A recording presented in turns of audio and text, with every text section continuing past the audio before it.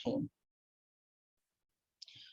نحمده ونصلي على رسوله الكريم اما بعد اعوذ باللہ من الشیطان الرجیم بسم اللہ الرحمن الرحیم باب ما جاء في قول رسول الله صلى الله عليه وسلم قبل الطعام بعد ما يفرغ منه. حضور اکرم صلی اللہ تعالی علیہ وسلم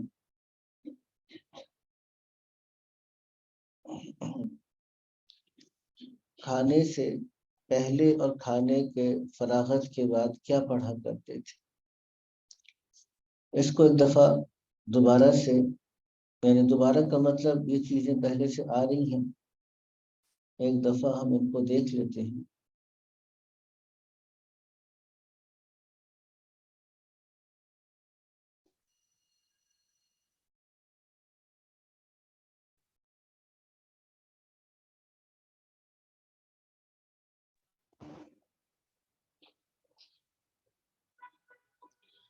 بسم اللہ الرحمن الرحیم.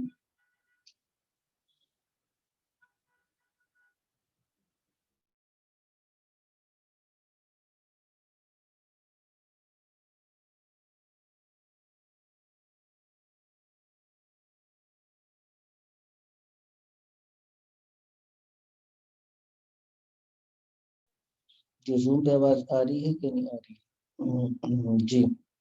جی آ رہی ہے استاد صاحب. اچھا اب چلیے گا، اس کی پہلی روایت آگے. بسم اللہ الرحمن الرحیم. ابو ایوب انصاری رضی اللہ تعالیٰ عنہ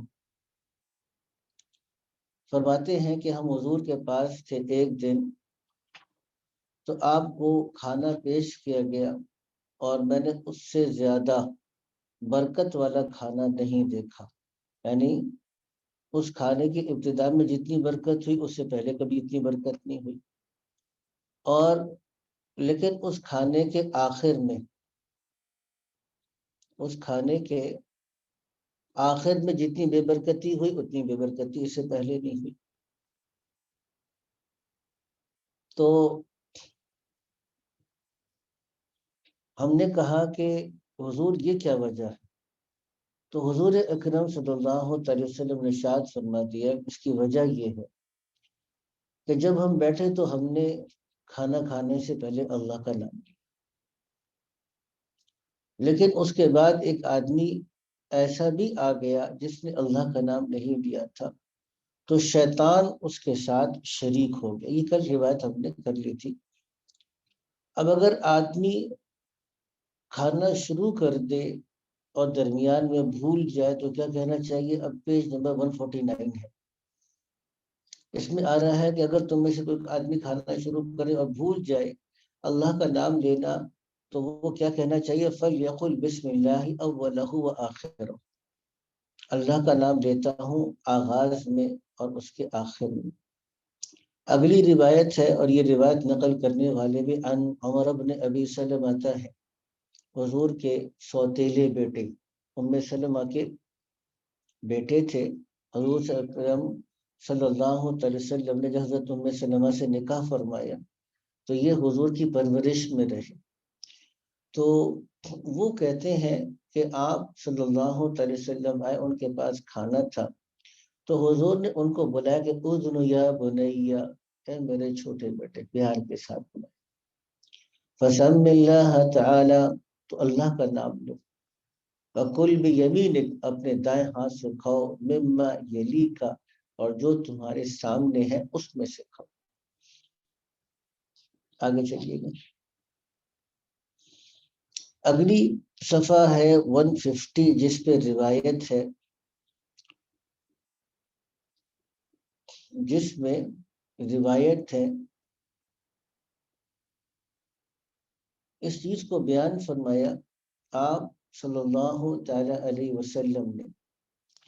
یعنی حضرت ابو سعید خدری کہتے ہیں کہ جب حضور کھانے سے فارغ ہوتے تو آپ یہ الفاظ پڑھتے: الحمدللہ الذی اطعمنا وسقانا وجعلنا مسلمین. اب دیکھیے من آ گیا نا، یہ زبان پہ چڑھا ہوا ہے، وجعلنا من المسلمین، یہ زبان پہ چڑھا ہوا ہے. تو اصل کیا ہے؟ من نہیں ہے، تو کوشش یہ کرنی چاہیے کہ اس کو من کے بغیر پڑھے، وجعلنا مسلمین. ہمیں اللہ نے مسلمان بنا دیا۔ تو تمام تعریفیں اس اللہ کی ہیں جس نے ہمیں کھانا کھلایا، اور تمام تعریفیں اس اللہ کی ہیں جس نے ہم کو پلایا اور ہمیں اس نے مسلمان بنایا۔ اگلی روایت میں آتا ہے کہ جب دسترخوان کو اٹھا دیا جاتا ہمارے سامنے سے، ترتیب کیا ہے؟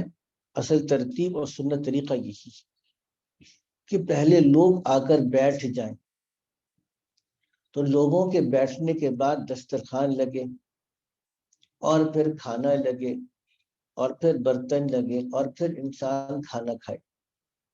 کھانا کھانے کے بعد انسان اٹھ کے چلے جائیں، کھانا پڑا رہے، یہ بے ادبی کی بات ہے۔ پہلے کھانے کو اٹھا دیا جائے، دسترخوان پر سے پہلے کھانے کو اٹھایا جائے اور پھر لوگ وہاں سے اٹھیں۔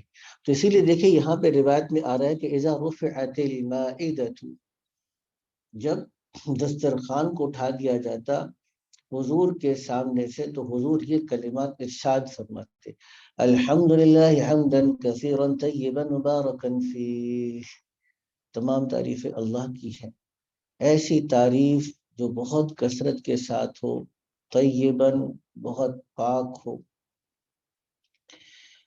یعنی ہر قسم کی ریاکاری سے محفوظ ہو، مبارکاً فیہ، جو ایسی تعریف ہے جو بڑی برکت والی ہے، غیر مودعن، یعنی اس کھانے کو اٹھایا جاتا ہے اس طرح سے، یعنی ایسی حمد، یعنی اس حالت میں غیر مودعن، جس کو چھوڑا نہ جا سکتا، ولا مستغنا عنہ ربنا، اور نہ ہی اس سے استغنا کیا جا سکتا ہو، یعنی اے اللہ ہمارے شکر کو آپ قبول فرما لیں۔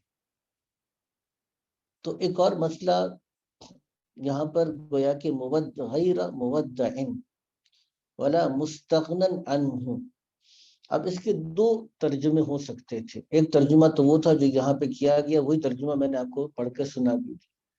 دوسرا ترجمہ کیا ہو سکتا ہے کہ اس کو حال بنایا جائے طعام کے ساتھ، یعنی اس کھانے کو ہمارے سامنے سے اٹھایا جاتا ہے اس حال میں کہ اس کھانے کو نہ ہم چھوڑتے ہیں اور نہ اس کھانے سے مستغنی ہوئے ہیں، کیونکہ اللہ نے ضرورت رکھی ہے، تو ہم اس کھانے سے کے محتاج پہلے بھی تھے، آئندہ بھی کھانے کے محتاج رہیں۔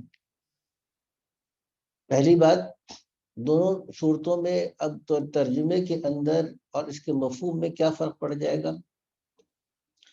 ترجمے کے اندر فرق یہ پڑے گا کہ پہلی صورت میں حمد کی بات ہو رہی تھی کہ ہم حمد کو، اللہ کی تعریف کو چھوڑ نہیں سکتے، اور نہ ہم اللہ کی تعریف سے مستغنی ہو سکتے ہیں۔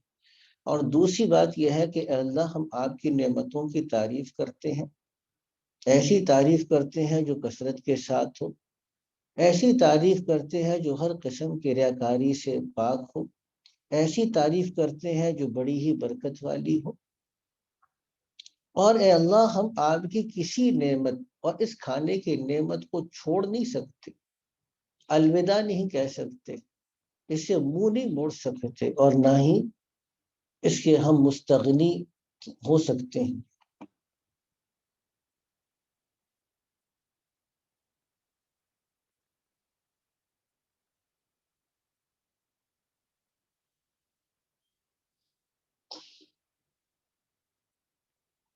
آگے چلیے گا۔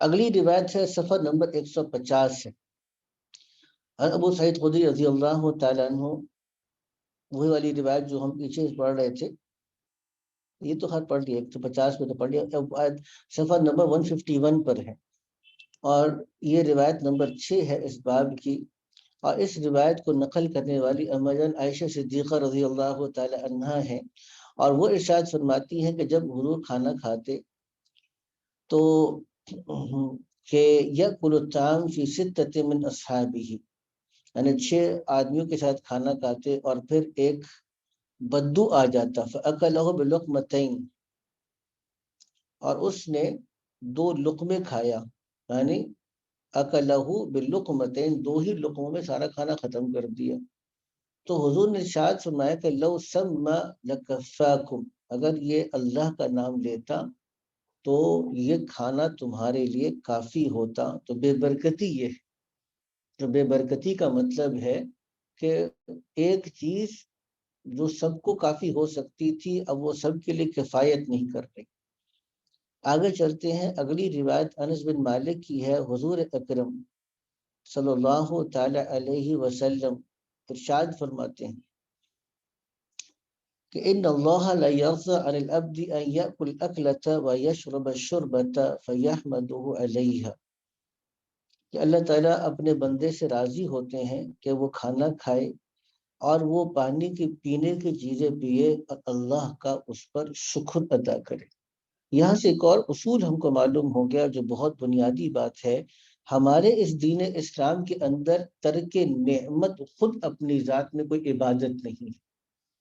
اصولی بات سمجھ لیجیے گا، میں نے کیا کہا دوبارہ سنیے گا۔ میں نے یہ کہا کہ ہمارے دین اسلام میں اور ہمارے اللہ کے نبی نے جو ہمیں اصول دیا ہے اس کے مطابق ترک نعمت خود اپنی ذات میں کوئی عبادت نہیں ہے۔ نعمت چھوڑنے کو یہ سمجھنا کہ میری نعمت کا چھوڑ دینا خود اپنی ذات میں عبادت ہے، یہ کوئی عبادت نہیں۔ اس پر آپ کے ذہن میں ایک سوال آنا چاہیے تھا۔ سوال یہ آئے گا کہ بھئی روزے کے اندر تو کھانے پینے کے چھوڑنے کو ہی ہم عبادت سمجھ رہے ہوتے، نفلی روزے کے اندر بھی، تو پھر آپ کہہ رہے ہیں کہ کسی نعمت کا چھوڑنا اصلاً عبادت نہیں۔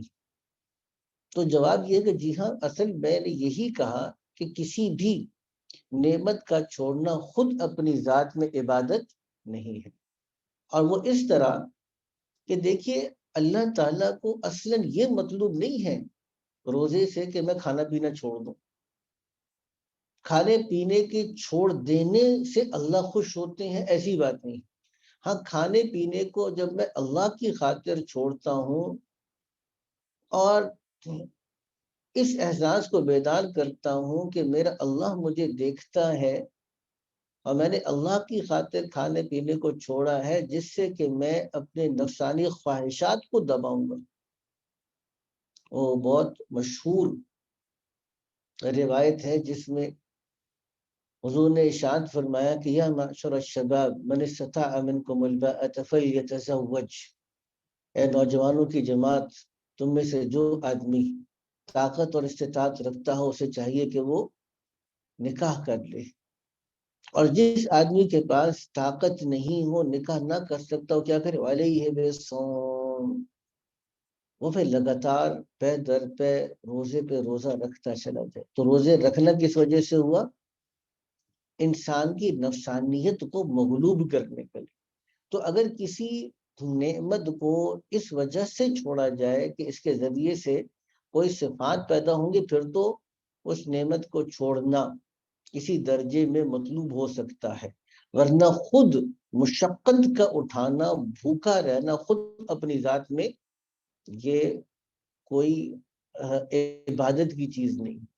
اس وجہ سے یہ عرض کرنا ہوں کیونکہ جب ہم دین کی طرف آتے ہیں اور آپ صلی اللہ تعالی علیہ وسلم کی سنتوں کے بارے میں پڑھتے ہیں تو بعض اوقات یہ لگتا ہے کہ ہمیں ہر چیز کو چھوڑ دینا ہمارے لیے اصل ہے۔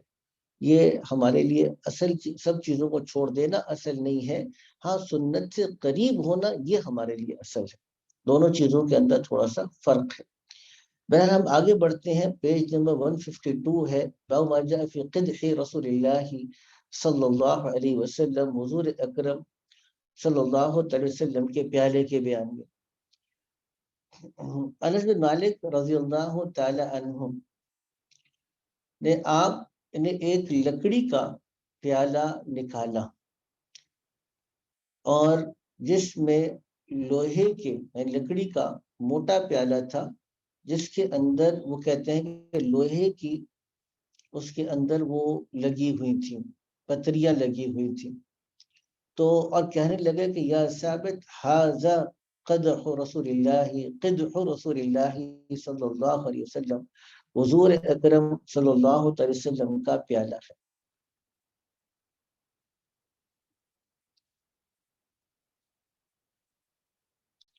اگلی روایت میں اسی طرح حضرت انس کہتے ہیں کہ میں نے اس پیالے کے اندر ہر قسم کا مشروب آپ صلی اللہ علیہ وسلم کو پلایا، اور اس سے مراد کیا ہے؟ ہر قسم کے مشروب سے الماء، وہ پانی بھی تھا، والنبیذ، اور نبیذ بھی تھی، والعسل، اور شہد بھی تھا، واللبن، اور دودھ بھی تھا۔ میں نے ہر قسم کی چیزیں آپ صلی اللہ علیہ وسلم کو پینے کے لیے دی۔ تو پیالے میں پینا، لکڑی کے پیالے کے اندر پینا بھی حضور کی سنت سے ثابت ہے۔ صفحہ نمبر 153 ہے، 153، باب ما جاء فی صفت فاکہۃ رسول اللہ صلی اللہ علیہ وسلم، حضور اکرم صلی اللہ علیہ وسلم کے پھلوں کا ذکر۔ عبداللہ بن جعفر کہتے ہیں کہ حضور فرمایا کرتے تھے، یعنی یأکل القثاء بالرطب، حضور تر کھجور کے ساتھ ککڑی کو ملا کے کھایا کرتے تھے۔ تو ککڑی کی تاثیر ٹھنڈی ہے، اور کھجور کی تاثیر، تر کھجور کی تاثیر کیا ہے؟ گرم ہے۔ اور ڈاکٹر حضرات اور ہماری جو میڈیکل سائنس ہے، یہ اس ٹھنڈے اور گرم کو تسلیم نہیں کرتی، وہ کہتے ہیں ٹھنڈا گرم کچھ بھی نہیں ہوتا۔ اچھا، ٹھنڈا اور گرم سے مراد بظاہر تاثیر مراد ہے کہ کچھ نہ کچھ ہر چیز کا ایک اثر ہوتا ہے۔ اس اثر کو کبھی کبھار انسان، کوئی چیز ایسی ہے جو انسان کے جسم کے اندر کسی چیز کو اسٹیمولیٹ کر دیتی ہے، اس کو تیز کر دیتی ہے۔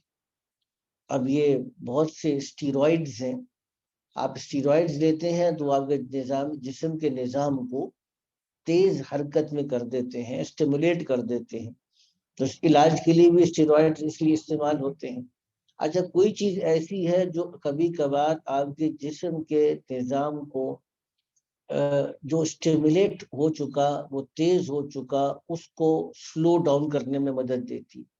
تو بظاہر ایسا لگتا ہے کہ یہ اس پروسیس کو، جس کو میڈیکل سائنس کسی اور چیز سے تعبیر کر رہی ہے، ہمارے دیگر حکمہ، یونانی حکمہ اس کو تعبیر کر رہے ہیں، لیکن بہرحال گرم اور ٹھنڈے ہونے کا ذکر خود احادیث میں۔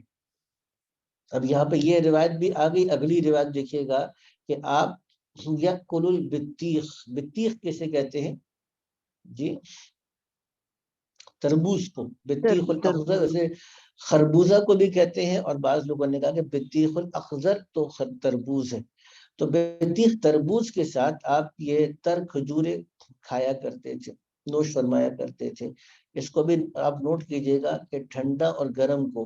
اگلی روایت انس بن مالک کی ہے، اسی صفحے کے اوپر 153 پر نیچے آ رہی ہے کہ آپ صلی اللہ تعالی علیہ وسلم نے بین الخربز والرطب، خربوزے کو اور تر کھجور کو آپ نے اکٹھا فرمایا۔ اب تینوں روایت میں آپ کو ایک چیز نظر آ رہی ہے کہ بعض کھانے کی چیزیں ایسی تھی جن کی تاثیر گرم تھی، اور بعض کی تاثیر ایسی تھی جو ٹھنڈی تھی۔ آپ نے دونوں کو جمع فرمایا تاکہ اس کی تاثیر اعتدال کے اوپر آ جائے۔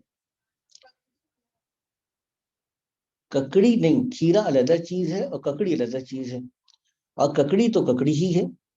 اب کیونکہ ککڑی کا اور سلیس ترجمہ کیا کیا جائے مجھے نہیں پتا، اس کا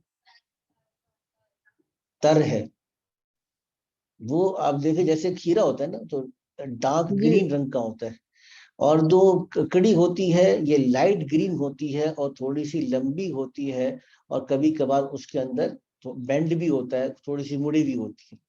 اب کچھ افاقہ ہو گیا، آگے چلیے گا۔ آیت نمبر 150، آیت نمبر کہہ رہا ہوں سوری، پیج نمبر 154 ہے، اور یہ 4 نمبر ہے، جس میں حضور اکرم صلی اللہ تعالی وسلم کے بارے میں اما جان عائشہ صدیقہ رضی اللہ تعالی عنہ نقل فرماتی اکل البطیخ بالرطب، کہ آپ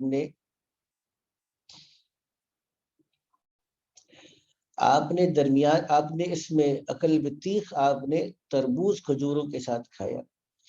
آگے چلیے گا، اگلی روایت میں ہم آ رہے ہیں 5 نمبر پر۔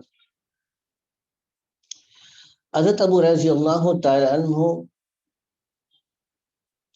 ارشاد فرماتے ہیں کہ جب لوگ اذا رأوا اول التمر جاؤوا به الى النبی صلی اللہ تعالی علیہ وسلم، جب پہلی دفعہ کھجور کی کٹائی ہوتی اور کھجور آتا تو لوگ سب سے پہلے حضور اکرم صلی اللہ علیہ وسلم کے پاس لے کر آتے، اور حضور جب اس کو لیتے تو پھر یہ دعا ارشاد فرماتے، اللہم بارک لنا فی اسمارنا وبارک لنا فی مدینتنا وبارک لنا فی صاعنا وفی مدنا اللہم ان ابراہیم عبدک وخلیلک ونبیک انی عبدک نبیک انہ دعاک لمکہ إني أدعوك للمدينة بمثل ما دعاك به للمكة ومثله معه، قال ثم يد أصغر ولد يراه فيعطيه ذلك الثمر۔ تو یہاں پر آپ صلی اللہ تعالی علیہ وسلم یہ دعا فرماتے، پہلی دعا کہ اللہم بارک لنا فی اسمارنا، اے اللہ ہمارے پھلوں میں یہ برکت عطا فرماتے۔ اب جیسے موسم ختم ہو رہا ہے اور نیا موسم شروع ہو رہا ہے تو اس نئے موسم کے پھل آ رہے ہیں، ابھی نئے موسم کے پھل آنا شروع ہو جائیں گے انشاءاللہ تعالی۔ تو جیسے پھل آئے تو اس پھل میں یہ دعا پڑھ لینی چاہیے ہم کو بھی، وبارک لنا فی مدینتنا، اے اللہ ہمارے مدینہ میں برکت نصیب فرما دے، وبارک لنا فی صاعنا، اے اللہ ہمارے صاع و پیمانہ، ہمارے پاس غالباً مدرسے میں بھی رکھا ہوا ہے، یعنی وہ خاص پیمانہ جس طرح کا صاع ہوتا تھا وہ میں نے بنوایا بھی تھا، ہمارے گھر میں بھی ہم چاول وغیرہ باقی چیزوں کے لیے استعمال کرتے ہیں، کیونکہ اللہ کے نبی نے خاص اس پیمانے کے لیے دعا بتائی، تو کوئی فرض واجب نہیں ہے، لیکن اس دعا کو لے کر برکت کی نیت سے اس صاع کا استعمال گھروں میں کیا جائے تو باعث برکت ہوگا انشاءاللہ تعالی۔ وہ آپ لوگوں نے دیکھا ہوگا، دکھایا تھا نا یہاں پہ، اچھا جی ہاں لیا بھی تھا، اور اگر دوبارہ کسی کو چاہیے ہو تو ہم انشاءاللہ بنوا کے آپ کو دے دیں گے، اس میں میرا کوئی پروفٹ نہیں ہوگا بھائی، جو کاسٹ ہوگی وہی دے، اس پر ہی دے دیں گے، لوگ سمجھیں گے جی یہ دیکھو خاص طور پہ اب اپنا بزنس کرنا چاہتے ہیں۔ آگے چلیے، وفی مدینہ، صاع بڑا ہے 3.5 تقریباً سیر، اور مد اس سے چھوٹا ہوتا ہے، جو ہمارے پیالے ہوتے ہیں، پیالہ یا ہمارے کپس ہوتے ہیں یہ چھوٹے ہوتے ہیں، ہمارا عام قد یعنی 2 کپ تقریباً ملائیں گے تو 1 مد بنتا ہے، جیسے ایک مگہ ہوتا ہے تو مگہ ہمارا مگ عام طور پر بڑا ہوتا ہے، وہ زیادہ بڑا ہوتا ہے، اور ہمارے جو کپس ہیں وہ چھوٹے ہوتے ہیں، تو جو ہمارا عام طور پہ نہانے کا مگ ہے اور اسی طریقے سے ایک چھوٹا ہماری پیالی ہے اس کے درمیان میں مد ہوتا ہے، وہ بھی ہمارے پاس موجود تھا، دیکھنا چاہے دیکھ سکتے۔ تو اللہ کے نبی کہتے ہیں اللہم ان ابراہیم عبدک وخلیلک نبیک، اے اللہ ابراہیم علیہ السلام آپ کے بندے، آپ کے خلیل اور نبی تھے، اور اے اللہ میں بھی آپ کا بندہ اور آپ کا نبی ہوں، اور انہوں نے مکہ کے لیے دعا کی اور میں مدینہ کے لیے دعا کرتا ہوں، ویسے ہی دعا کرتا ہوں جیسا کہ حضرت ابراہیم علیہ السلام نے مکہ کے لیے دعا کی تھی، اور پھر حضور سب سے چھوٹے بچے کو بلاتے اور پھر اس کو پھل دیتے، تو سب سے چھوٹے بچے کو کیوں بلاتے؟ اور سب سے چھوٹے بچے کو پھل دینے میں کیا حکمت تھی؟ کیونکہ بچوں کی اندر کھانے کا شوق زیادہ ہوتا ہے، آپ جتنی دفعہ بھی دسترخوان لگائیں گے نا بچے بھاگ کے آ جائیں گے، کچھ نہیں بھی کرے گا، اس نے کھانا نہیں بھی ہوگا تو یا تو ضد کرے گا یا کھانا کھانے کی چیز کے اوپر ہاتھ مارے گا یا اپنی پلیٹ میں ڈال دے گا، آپ پلیٹ میں ڈال دیں وہ ایک آدھا اس میں سے لقمہ لے گا، لے کے پھر بھاگ جائے گا، لیکن ایک شوق رغبت اللہ نے رکھی ہے، اس فطری شوق اور رغبت کو سامنے رکھتے ہوئے اللہ کے نبی سب سے چھوٹے بچے سے ابتدا فرماتے، اسی کھانے کے اندر عام طور پر اگر کوشش کریں کہ سب سے پہلے چھوٹے بچے سے ابتدا کرائی جائے تو یہ بھی باعث برکت ہے۔ آگے چلیے گا، اب صفحہ نمبر 155 ہے، صفحہ نمبر 155 ہے۔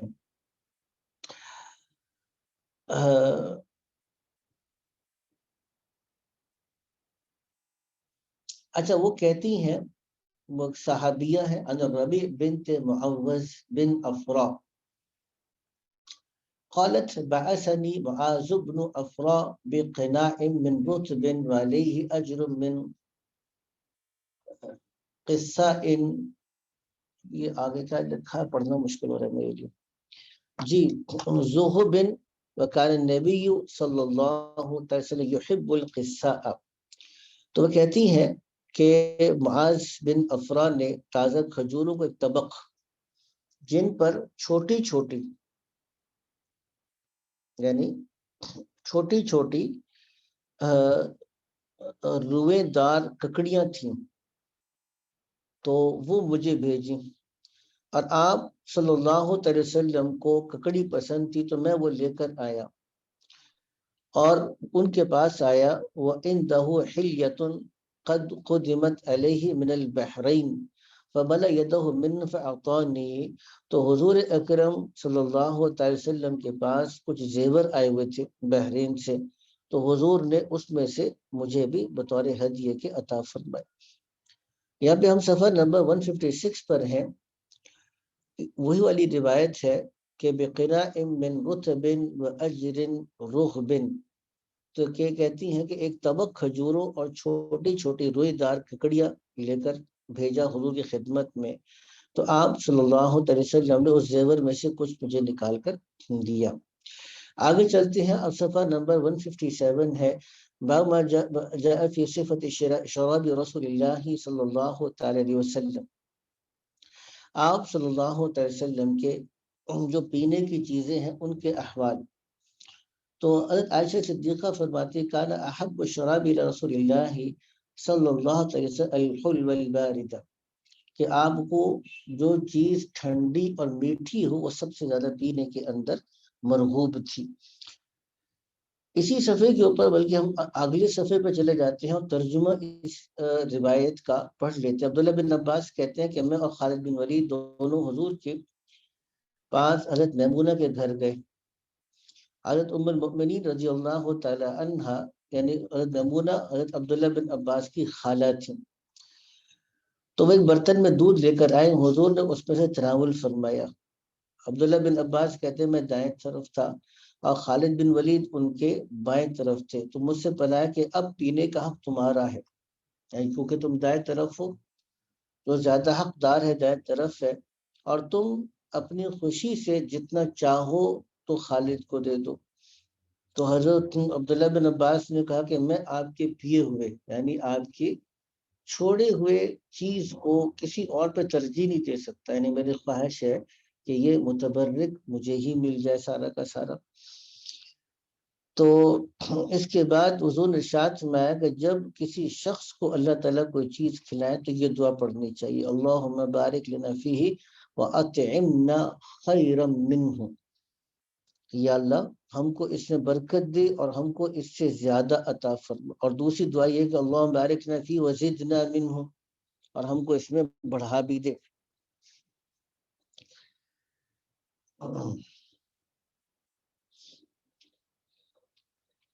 اب ہم چلتے ہیں آگے پیج نمبر 160 پر،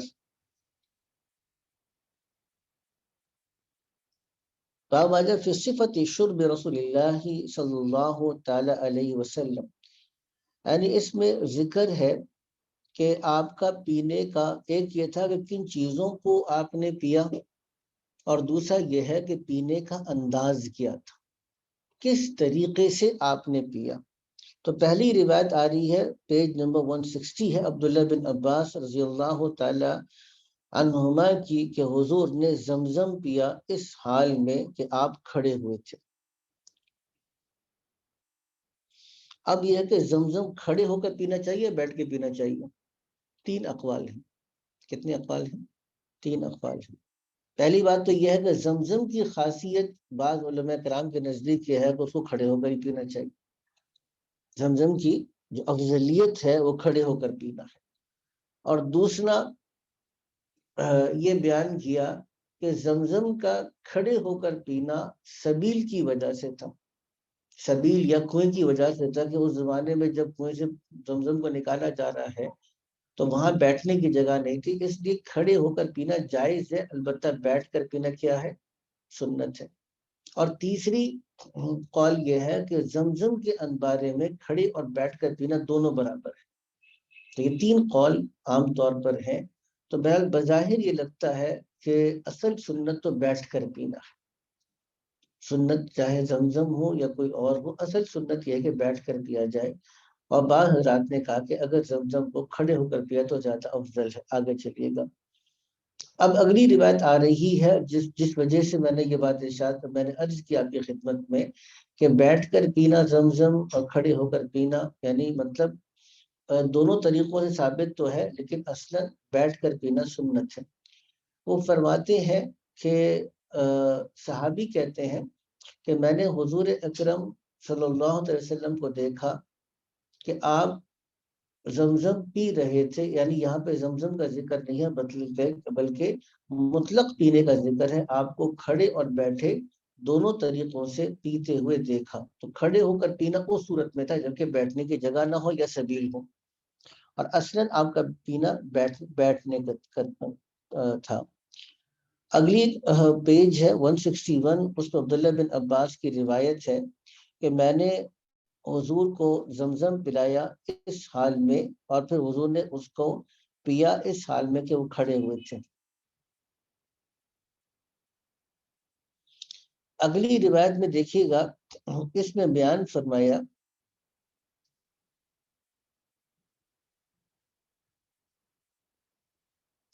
کہ حضور حضرت علی رضی اللہ تعالیٰ عنہ کے پاس ایک کوزے میں پانی لایا گیا، اور وہ ایک جگہ ہے میدان، اس میدان میں تھے۔ تو اس میں سے ایک یعنی چلو میں پانی لیا اور پھر اپنے ہاتھوں کو دھویا اور کلی کیا اور ناک میں پانی چڑھایا اور اپنے چہرے کو ملا اور اپنے دونوں بازوؤں کو اور سر کو، اور پھر اس میں سے پیا، وہ قائم، اس حال میں کہ وہ کھڑے تھے۔ اور پھر کہا کہ یہ اس آدمی کا وضو ہے جس کو حدث لاحق نہ ہو، یعنی جس کا وضو نہ ٹوٹا ہو اور پہلے سے باوضو ہو۔ ہاکذا رأیت رسول اللہ صلی اللہ علیہ وسلم فعل، میں نے حضور اکرم صلی اللہ علیہ وسلم کو اسی طرح کرتے ہوئے دیکھا تھا۔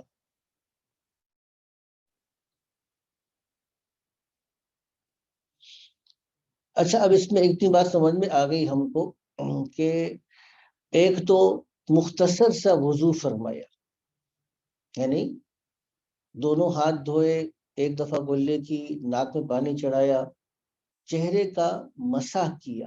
دیکھیے یہاں پہ نوٹ کرنے کی بات، حالانکہ اصلاً جب آپ نے وضو کرنا ہے تو صرف مسح کرنا ہے یا دھونا ہے؟ اصلاً تو چہرے کو دھونا ہے، لیکن یہاں پہ آتا ہے کہ چہرے کا مسح کیا اور دونوں ہاتھوں کا مسح کیا اور سر کا مسح کیا۔ تو یہ مسح کرنا مطلب در حقیقت صرف گیلا، ہلکا سا گیلا کرنے کے اس کے طرح تھا۔ مختصر وضو کیا کیونکہ اصلاً وضو تو پہلے سے تھا، اور جو پانی بچ گیا تو کھڑے ہو کر اس کو پیا۔ تو پانی کو ضائع کرنے سے بچانے کے لیے اگر اس کو پی لیا جائے تو یہ اچھی بات ہے، لیکن وضو کے اختتام پر مستقلاً پانی کا پینا یہ سنت نہیں ہے۔ اس بات کو سمجھنے کی ضرورت ہے کہ بعض لوگ یہ سمجھتے ہیں کہ وہ اختتام پر پانی کا پینا مستقل ایک سنت ہے، اور پھر فرمایا کہ یہ اس آدمی کا وضو ہے جس کو کہ حدث لاحق نہ ہوا ہو، جو کہ بے وضو نہ ہو۔ اور فرمایا کہ میں نے اللہ کے نبی کو اسی طریقے سے کرتے ہوئے دیکھا۔ تو یہاں پہ دیکھیے ایک اصولی بات ہمیں یہ بات سمجھ میں آ گئی کہ آپ صلی اللہ علیہ وسلم نے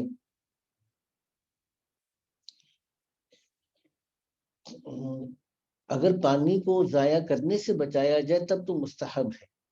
پوچھا گیا کہ وضو کے بعد پانی کا پینا مستحب کہہ سکتے ہیں؟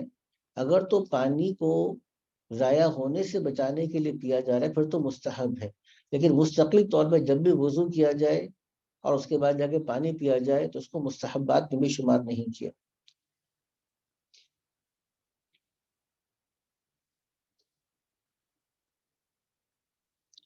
اچھا، دوسری بات جو عرض کر رہا تھا کہ ہمارے پاس جو آج کل بہت زیادہ ذہنوں کے اندر وہ چیز محو ہے، وہ یہ ہے کہ آج کل ہم یوٹیوب پر اور سوشل میڈیا پہ بیانات سن لینے کو کافی سمجھتے ہیں، جبکہ اسلام اور ہمارے دین کی تعلیم عملی تعلیم ہے۔ اسی لیے میں گزارش بھی کرتا ہوں مستورات سے کہ بھئی آپ لوگ مدرسے آیا کریں۔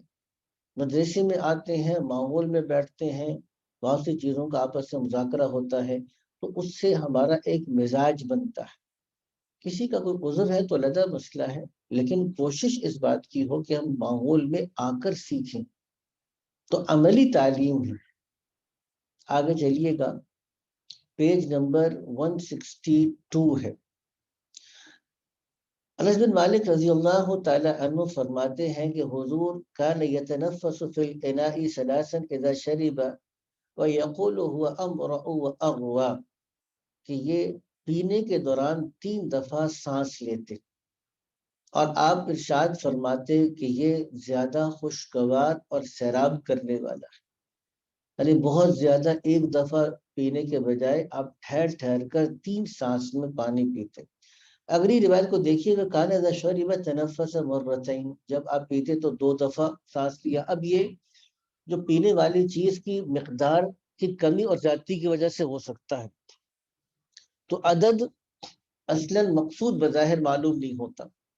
اصل مقصود اس سے آپ صلی اللہ علیہ وسلم کا ٹھہر ٹھہر کر پینا ہے۔ اب اگر کوئی گلاس بہت ہی چھوٹا ہے اور اس میں 2-3 گھونٹ ہی پانی ہے، تو اس کو 3 گھونٹ میں پینا، وہ بظاہر اس کو وہ کوئی سنت کے ساتھ موافقت نہیں ہوگا، تو کبھی اب بالٹی بھر 3 گھونٹ میں پی جائے، دیکھیں نا فرق ہے نا۔ تو ظاہر سی بات ہے کہ 3 دفعہ، اب وہ 3 کے عدد کو پکڑ لیا تو جو اصل مقصود تھا وہ ذہن سے ہٹ جائے گا۔ تو مقصود در حقیقت ایک چیز کو ٹھہر ٹھہر کر پینا، بہت زیادہ اکٹھے نہ پینا، یہ اصل مقصود تھا۔ اسی لیے اس روایت میں آیا کہ آپ نے 2 دفعہ تناول فرمایا۔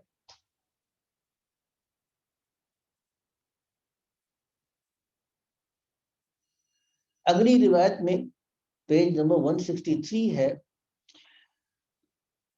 عبد الرحمن بن ابی عمرۃ عن جدتہ، اپنی دادی سے کبشہ سے نقل کرتے ہیں، وہ فرماتی ہیں کہ حضور اکرم صلی اللہ علیہ وسلم میرے پاس تشریف لائے اور پھر آپ نے ایک مشکیزہ جو لٹک رہا تھا اس سے منہ لگا کر پیا، تو فقمت الی فیہا، تو میں اس جس جگہ سے آپ نے اپنا منہ لگایا تھا میں اس کی طرف گئی اور اس کو میں نے تبرک کے طور پر کاٹ کر رکھ لیا، فقطعتہ، تو میں نے اس کو ایک تبرک کے طور پر کہ اس جگہ سے حضور اکرم صلی اللہ علیہ وسلم کا منہ مبارک لگا، لیکن آپ نے عام لوگوں کو منہ کے ساتھ لگا کر پینے سے منع فرمائی، اور اس کی وجہ بہت واضح ہے، کیونکہ آپ کا لعاب تھوک جب لگ جائے گا تو اس کے اوپر جراثیم کے آنے کا اندیشہ ہے، اور دوسرا آدمی کرے گا تو اس کے لیے پھر وہ جراثیم اس کے پیٹ میں جائیں گے اور نقصان ہے، اس لیے حضور نے منع فرمایا۔ پیج نمبر 164 پر یہ بات آ گئی کہ حضور 3 سانس میں پیتے، اور اگلی روایت پہ اسی چیز کی ہے کہ اس صحابیہ نے اس کے منہ کو کاٹ کر اپنے پاس رکھ لیا مشکیزے کا۔ اس کے بعد جو روایت آ رہی ہے کہ آپ صلی اللہ تعالی علیہ وسلم کھڑے ہو کر بھی آپ نے ایک چیز پی ہے۔ یہ باب ہمارا مکمل ہوا۔ باب وجہ فی تعطر رسول اللہ صلی اللہ تعالی علیہ وسلم، حضور اکرم صلی اللہ علیہ وسلم کے خوشبو لگانے کے بیان میں، یعنی آپ کی خوشبو، یعنی بدن مبارک سے جو خوشبو آتی تھی اس کے بیان، اور پھر آپ خوشبو کا اہتمام بھی فرمایا کرتے تھے، اور خوشبو آپ کو بہت زیادہ محبوب بھی تھی۔ اب اس میں پہلی روایت آ رہی ہے انس بن مالک سے، وہ کہتے ہیں کہ آپ صلی اللہ تعالی علیہ وسلم کے پاس ایک یعنی چھوٹی سی ایک جس کو کہتے ہیں کہ عطردان تھا جس میں خوشبو رکھی تھی، آپ اس میں سے خوشبو استعمال کرتے تھے۔ حضرت انس بن مالک کی روایت ہے پیج نمبر 166 پر کہ حضور خوشبو کو واپس نہیں فرماتے، یعنی کوئی آدمی خوشبو دیتا تو آپ اس کو واپس نہیں کرتے، یا تو اس وجہ سے کہ یہ آپ کو مرغوب تھی، یا اس وجہ سے کہ آپ کو یہ بات پسند نہیں تھی کہ آپ کسی انسان کی دل شکنی فرمائے۔ اور اگلی روایت میں آتا ہے کہ حضور نے فرمایا کہ 3 چیزیں ایسی ہیں جن کو، بلکہ 3 نہیں، یہاں پہ 4 چیزوں کا ذکر آ رہا ہے، ان کو لوٹانا نہیں چاہیے، یعنی ان چیزوں کو لوٹانا نہیں چاہیے۔ ایک ہے تکیہ، اور دوسرا ہے تیل، والطیب اور تیسرا ہے عطر خوشبو، اور چوتھا ہے واللبن اور دودھ۔ ان چار چیزوں میں کیا خاص بات ہے؟ ان چار چیزوں میں کیا خاص بات ہے کہ اس کے بارے میں کہا جا رہا ہے کہ ان چار چیزوں کو نہیں لوٹانا چاہیے؟ تو غور کیا جائے، پہلی بات تو ایک بہت معمولی سی چیز ہے، اور کوئی آدمی آپ کو کوئی ایسی معمولی سی چیز دے جس میں آپ کے لیے راحت بھی ہے اور دوسرے آدمی کے لیے کوئی مشقت بھی نہیں ہے، اور آپ اس کو اگر قبول کر لیں تو آپ کے لیے بھی کوئی باعث مشقت بات نہیں ہے، تو ایسی بات جس میں دوسرے کی خوشی ہو، دلجوئی ہو، اس کے اوپر مشقت بھی نہ ہو، اور وہ آپ کو وہ چیز آفر کرتا ہے، اس کو قبول کرنے میں آپ کے لیے بھی کوئی بہت بڑی دشواری کی بات نہیں، آپ کی بھی راحت ہے، تو ایسی چیز کو قبول کر لینا چاہیے۔ تو تکیہ ہے، کسی نے ٹیک لگانے کے لیے تکیہ دے دیا، آپ کے پاس مہمان آئے، آپ نے لا کر ان کو ایک کوئی تکیہ دے دے کہ ٹیک لگا لیں، تو وہ تکیہ تو گھر میں رکھے ہوئے ہوتے ہیں، ایک تکیہ ٹیک لگانے سے نہ اس کو کوئی فرق پڑے گا اور نہ مہمان کو کوئی فرق پڑے گا، تو تکیے کو واپس نہیں لوٹانا چاہیے۔ تیل ہے تو وہ تیل کتنا ہوگا؟ چند قطرے لے کے انسان استعمال کر سکتا ہے، داڑھی پہ لگا لیا یا سر پہ لگا لیا۔ تیسری چیز بیان فرمائے خوشبو ہے، تو خوشبو بہت معمولی سے استعمال ہوتی ہے، ہلکی سی خوشبو لے کے لگا لیا تو کسی انسان کو اتنی معمولی چیز استعمال کرنے سے کوئی فرق نہیں پڑتا۔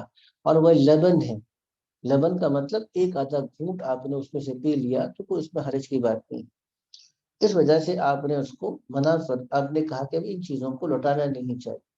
ہاں اگر کوئی چیز ایسی ہو جو انسان کو پسند نہ ہو یا کوئی عذر ہو، معذرت کر لے تو اس کی بھی گنجائش ہے۔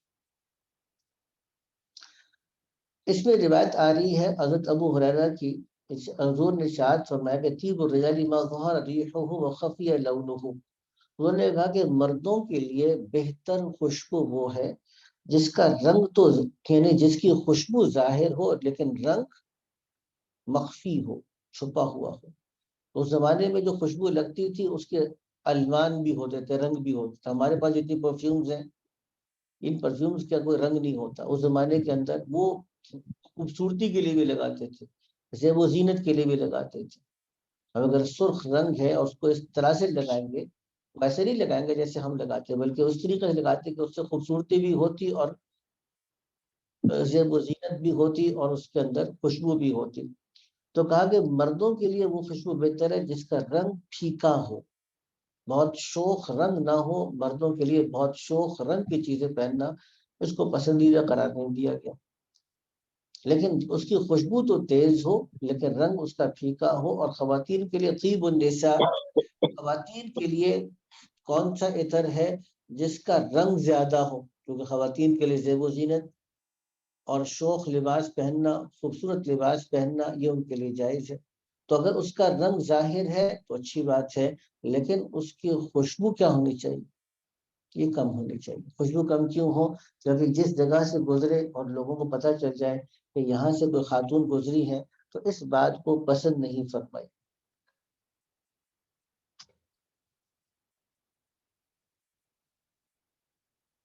اب یہاں پر پیج نمبر 167 پر روایت آ رہی ہے جس میں حضور اکرم صلی اللہ تعالی علیہ وسلم نے ارشاد فرمایا، تم میں سے جب کسی کو ریحان یعنی خوشبو دی جائے اس کو چاہیے کہ اس کو لوٹائے نہیں، فلا يرد فإنه خرج من الجنہ، کیونکہ یہ خوشبو جنت سے نکلی ہے۔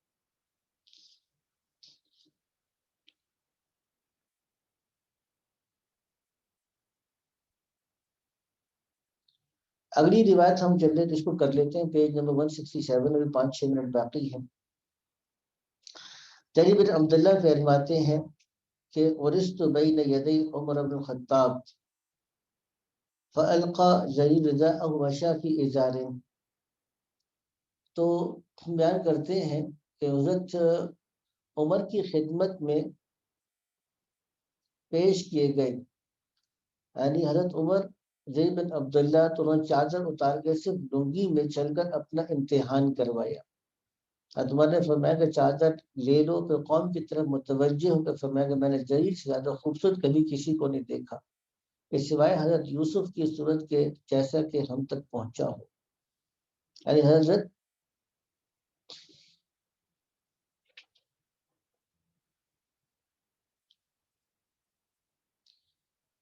حضرت یوسف علیہ السلام کا حسن بہت زیادہ تھا، تو بہرحال اس میں چادر کا ذکر تھا۔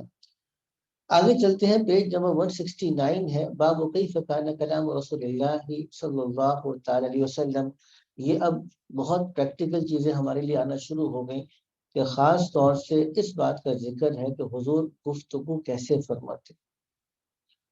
اما جان عائشہ صدیقہ رضی اللہ تعالیٰ عنہ فرماتی ہیں کہ آپ صلی اللہ تعالی علیہ وسلم کہ جلدی جلدی گفتگو نہیں کرتے تھے، کہ میں کہنا یسردو سردکم حاذا، جس طرح تم لوگ جلدی جلدی بولتے ہو اس طرح اللہ کے نبی جلدی نہیں بولتے، لیکن جب بولتے تو کہتے یتکلم بکلام بین، تو کلام آپ کا واضح ہوتا، فصل ٹھہر ٹھہر کر بولتے، یحفظہ من جلس الیہ، جو آپ کے پاس بیٹھتا تو وہ اس کو یاد کر لیتا۔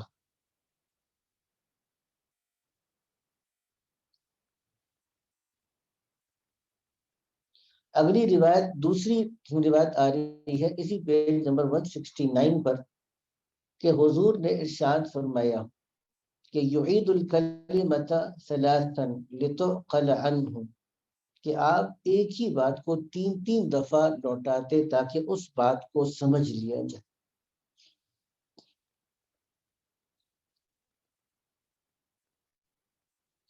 اب یہ روایت آ رہی ہے، اس کو ذرا توجہ کے ساتھ دیکھیے گا، اس کا ہم ترجمہ پڑھ لیتے ہیں، غالباً پہلے بھی یہ روایت گزری ہے۔ حسن رضی اللہ عنہ فرماتے ہیں میں نے اپنے ماموں ہند بن ابی حالہ سے، جو حضور کے بڑا اوصاف کو بیان کرنے والے تھے، سے پوچھا کہ حضور کی گفتگو کے بارے میں مجھے بیان فرمایا، تو انہوں نے فرمایا کہ حضور یعنی متواصل الاحزان، یعنی مسلسل ایسا لگتا ہے جیسے کہ آپ کو کوئی غم لاحق ہے،